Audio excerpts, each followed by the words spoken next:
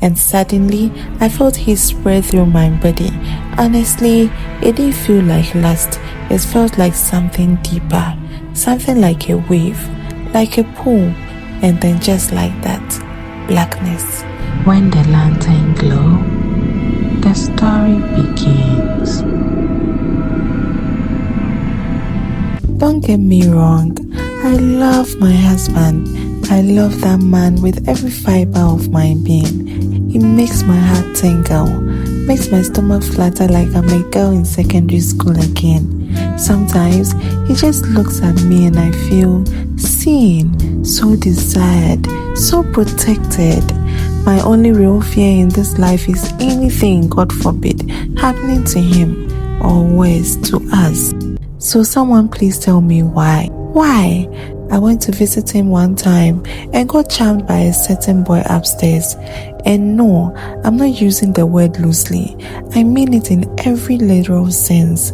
I got charmed. It started so beautifully. My husband, who works for one of Ghana's biggest telecom companies, had been asked to lead a team on a project at the Takrade Polyclinic. It had been a while since we'd seen each other. Work, time, life, distance. So when I finally got a break and traveled to visit him, the way he held me at the door, my dear, my knees nearly gave out. We cooked, we laughed, we drank wine straight from the bottle, and of course we caught up, on our other duties as husband and wife, if you know what I mean. Our bodies synced like clockwork. It wasn't just physical. Honestly, it felt spiritual. We fit into each other like a story returning to its ending. And I thought and sang, so this is love.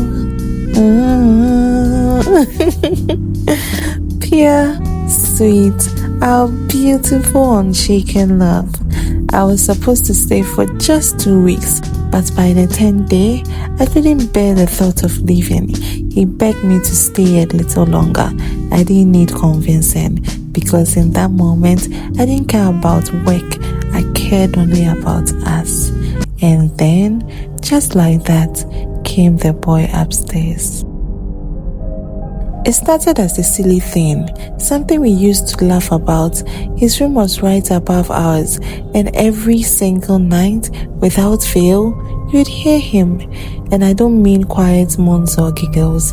I mean full-blown, rhythmic, furniture-moving, walls-rattling sessions. Yeah, that deep. At first, we found it funny. Who has the energy to do that every night? We'd giggle under the sheets and make jokes. Some nights, I'd grab my husband and tease him. See what the boy upstairs is doing? You better step up. And we'd laugh, make fun, mimic the sounds. But after a while, the sounds stopped being funny. They sparked my curiosity. I found myself wondering, what kind of guy is this? Who is this girl that keeps going back to be tossed around like that? I imagined him, probably lanky, scruffy, jobless, some boy with no manners who didn't care that people were trying to sleep below. I told my husband. One of these days, I'll go and confront that boy. He laughed and waved me off. You? Go where? Please stay in your lane. He didn't know I was already thinking about it. Not seriously at first. Just little harmless thoughts. But over the days, the thoughts began to settle and grow like a seed. Then one afternoon, it was quiet.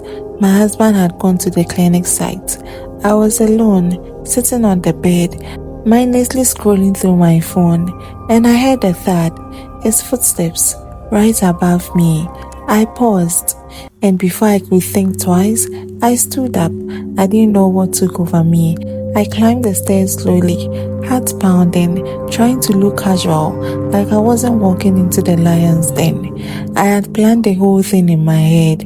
Knock, pretend to be looking for quote-unquote Jessica, see his face, satisfy my curiosity, walk away. I knocked once, no response. Twice, still nothing. 3 times, and just as I turned to walk away, click, the door opened, and my world paused. Standing there was not the careless, smelly boy I had imagined. Oh no, he was tall, dark, with skin the color of roasted shea butter, clean, well scented. His hair was twisted back neatly, his lips were full, and his eyes, oh, his eyes, they looked dangerous. He looked at me as if he recognized me, as if he had been expecting me. Can I help you? He asked, voice low and velvet smooth. I blinked. I'm looking for Jessica. I said. He tilted his head, confused. No Jessica here. I gave a small nervous laugh. Oh, maybe I got the room wrong then. Sorry. He smiled, and when he smiled, I felt something in my chest shift, like my spirit tilted. I turned and left, but my mind, my body, they stayed.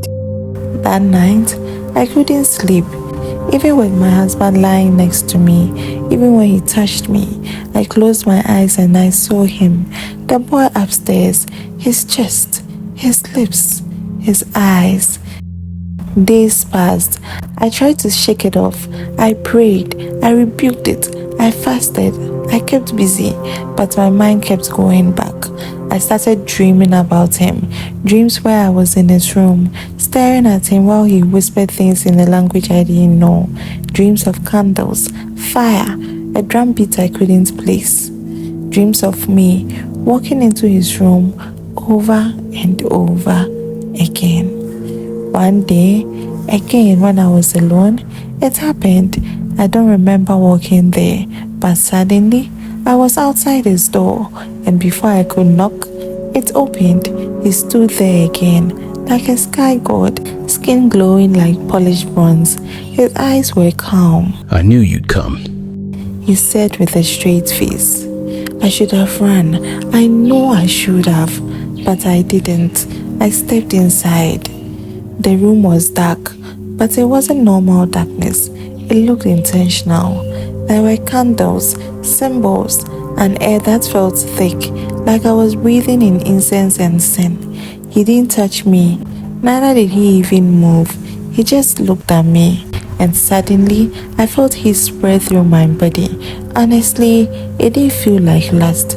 It felt like something deeper, something like a wave, like a pool. And then just like that, blackness. When I opened my eyes again, I was back in my apartment. My husband was humming in the kitchen. I was confused. Was I dreaming again? Did nothing happen? I wish I could tell you that was the end. That after I woke up in my own bed, I moved on with my life. That I shook it off, laughed it away, deleted the memory like a silly dream. But I didn't. Because it wasn't a dream, and whatever I had entered, that room, that gaze, that pool, it followed me to my apartment. After that day, I told myself I was fine. I cooked, I cleaned, took a long shower. My husband came home and kissed me on the forehead, like he always does. I smiled like I usually would. We ate dinner. He told me about a frustrating electrician at the site. I laughed where I was supposed to, nodded in the right places, but inside me, something was awake, and that thing was watching him, my husband. Around 2 a.m., I woke up gasping, sweaty and super dizzy. I checked my pulse. It was racing, and then I heard footsteps, walking, pacing, slowly, purposefully, from the direction of the ceiling toward our bed. I froze. Suddenly, I heard a whisper, a calm, deep voice. You came. The next day, I decided I needed fresh air, needed to leave that building, just for a bit. I told my husband I was going to buy wache, and when I stepped outside the compound, something strange happened. The atmosphere felt off.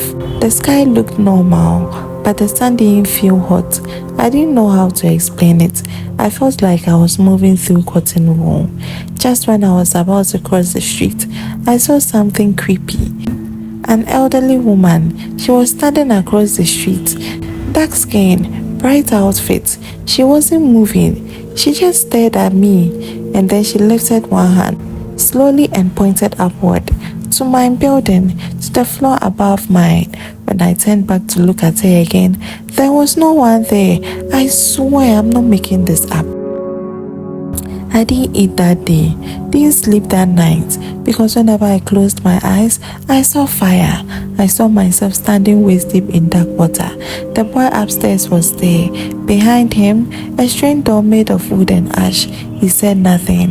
He just opened it, and inside was me doing things I've never done, chanting in a voice that wasn't mine, touching symbols, dancing barefoot in red sand, smiling like I belonged there. I woke up crying. But the next day, just like every story that turns left, I did the one thing I shouldn't have done. I went back upstairs. Can you imagine? I told myself I was going to confront him, demand answers, ask him what he did to me, what he wanted, who he was. I knocked once.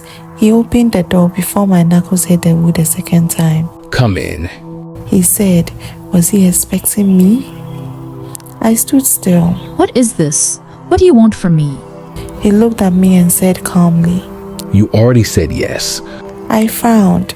To what? He stepped closer, looking very confident.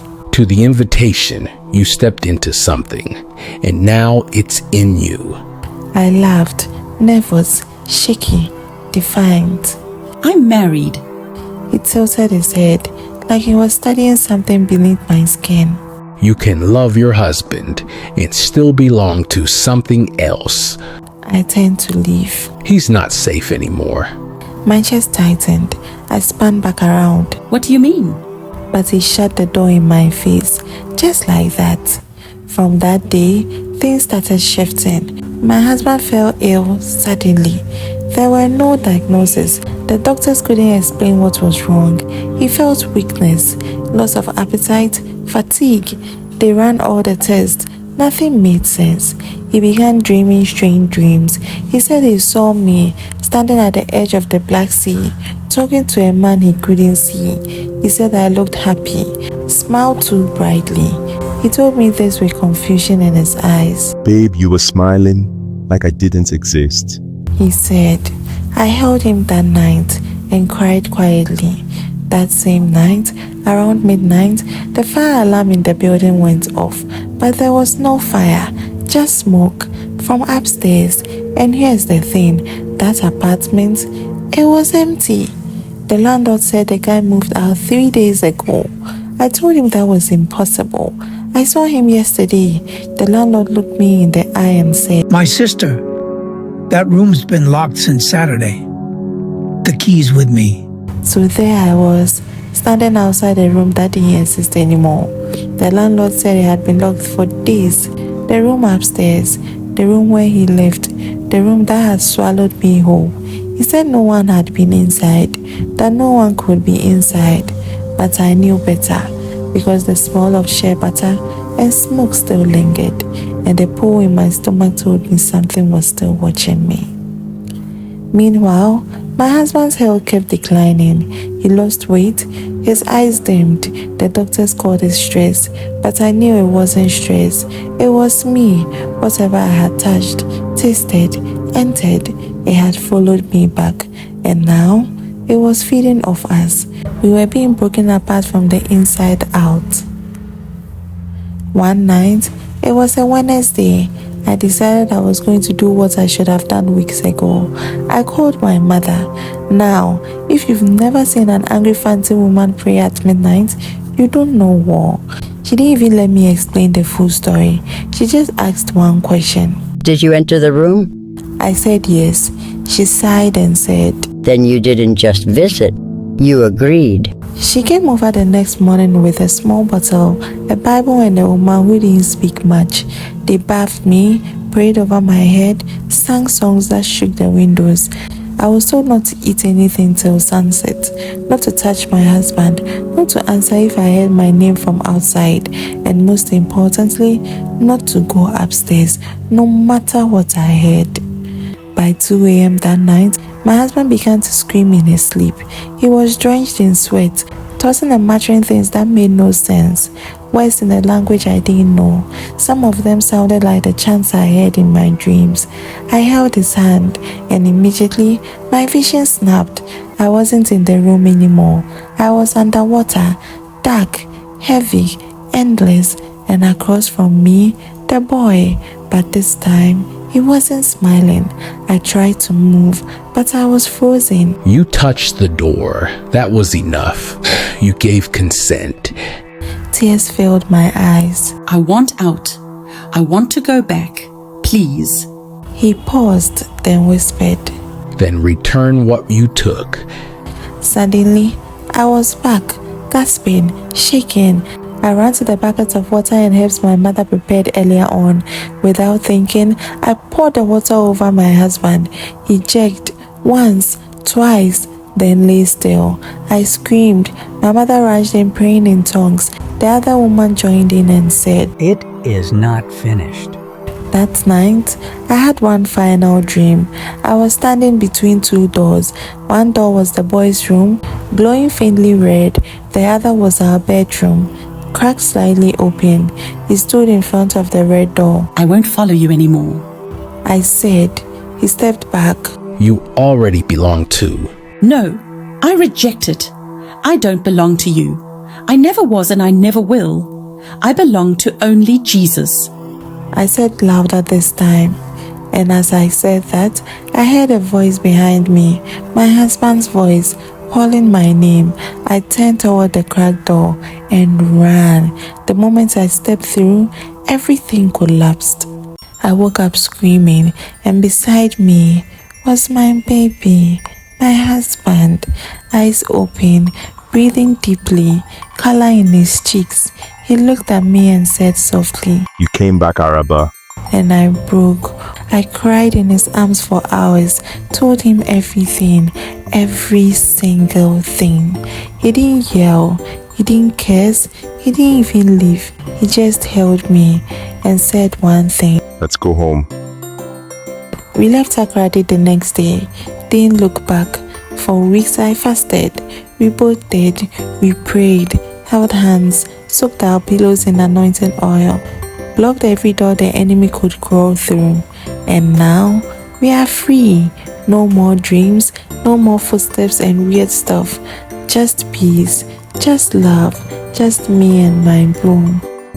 It does cross my mind occasionally though. The boy upstairs, was he human? Was he a spirit? I may never know. But what I do know is, some doors aren't meant to be knocked on, some rooms shouldn't be entered, and curiosity could be more dangerous than desire. But love, true love, the love that's rooted in God and truth and fire, that kind of love will always pull you back, even from the darkest